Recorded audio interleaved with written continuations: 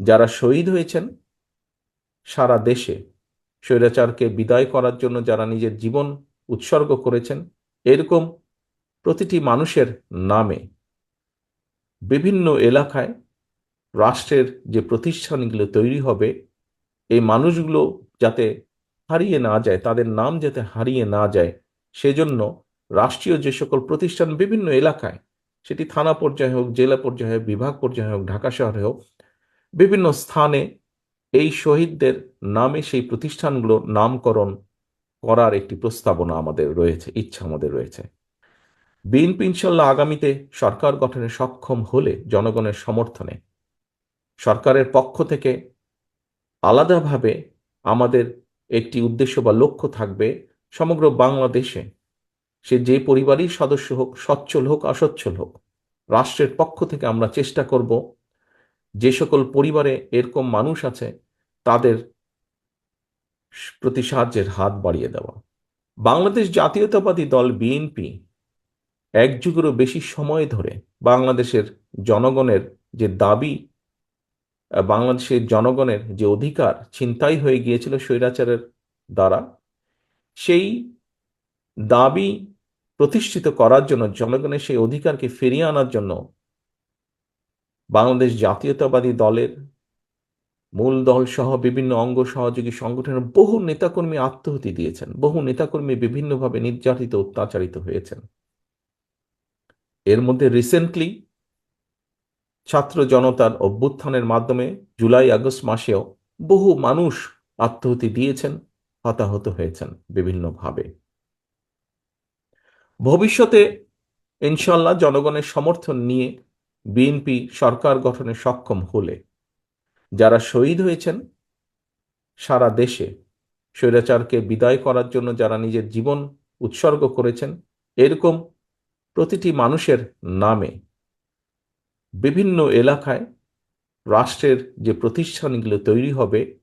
এই মানুষগুলো যাতে হারিয়ে না যায়, তাদের নাম যাতে হারিয়ে না যায়, সেজন্য রাষ্ট্রীয় যে সকল প্রতিষ্ঠান বিভিন্ন এলাকায়, সেটি থানা পর্যায়ে হোক, জেলা পর্যায়ে হোক, বিভাগ পর্যায়ে হোক, ঢাকা শহরে হোক, বিভিন্ন স্থানে এই শহীদদের নামে সেই প্রতিষ্ঠানগুলো নামকরণ করার একটি প্রস্তাবনা আমাদের রয়েছে, ইচ্ছা আমাদের রয়েছে। এবং একই সাথে একটু আগে যেই কথাটি বলেছি, যে যারা বিভিন্নভাবে ক্ষতিগ্রস্ত হয়েছেন, কতটুকু আমরা পারবো জানি না, তবে আমাদের অবশ্যই প্রচেষ্টা থাকবে যে কয়জন মানুষকে আমরা সহযোগিতার হাত বাড়িয়ে দিলে তারা কিছুটা হলেও সুস্থ হয়ে উঠতে পারবেন, সেই প্রচেষ্টা আমরা গ্রহণ করব। যে কজন মানুষকেই করা সম্ভব সহযোগিতা, এটি একটি। আরেকটি বিষয় আপনাদের সামনে আমি আজকে উল্লেখ করতে চাই। এখানে আমরা মাত্র 10 জন মানুষকে আজকে আমরা হুইল চেয়ার দিচ্ছি। আন্দোলনের বাইরেও বিভিন্নভাবে সামাজিক ভাবে বহু মানুষ, আমাদের বিভিন্ন পরিবারে বহু মানুষ আছেন যারা বিভিন্নভাবে জন্মগত কারণেই হোক, জন্ম অবস্থা থেকেই হোক, অথবা বিভিন্ন অসুখের কারণেই হোক, পঙ্গুত্ব বরণ করতে হয়েছে। বাংলাদেশের সামাজিক অর্থনীতির প্রেক্ষাপটে যদি পরিবারের কোনো সদস্য পঙ্গু হয়ে থাকেন, সেই পরিবারের উপরে এটি বেশ একটি বোঝার মতন হয়ে থাকে, সেই পরিবারের কষ্ট অনেক বেড়ে যায়। আমি আমার ব্যক্তিগতভাবে নিজের যেটি ইচ্ছা, আহ, এখানে ডক্টর মকিত আছেন, ডক্টর মকিতের সাথে এই ব্যাপারে প্রায় বছর 2-3 আগে আমার একবার আলাপ হচ্ছিল। ওনার একটি প্রতিষ্ঠান আছে, যে প্রতিষ্ঠানের মাধ্যমে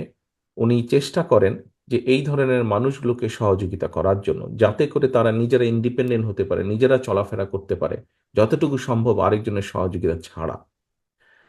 বিএনপি ইনশাল্লাহ আগামীতে সরকার গঠনে সক্ষম হলে জনগণের সমর্থনে সরকারের পক্ষ থেকে আলাদাভাবে আমাদের একটি উদ্দেশ্য বা লক্ষ্য থাকবে, সমগ্র বাংলাদেশে সে যে পরিবারই সদস্য হোক, সচ্ছল হোক অসচ্ছল হোক, রাষ্ট্রের পক্ষ থেকে আমরা চেষ্টা করব যে সকল পরিবারে এরকম মানুষ আছে তাদের প্রতি সাহায্যের হাত বাড়িয়ে দেওয়া, তাদেরকে সহযোগিতার হাত বাড়িয়ে দেওয়া, যাতে সেই পঙ্গু মানুষগুলো, যাতে করে সেই পঙ্গু মানুষগুলো নিজেরা যতটুকু সম্ভব স্বাবলম্বী হতে পারেন।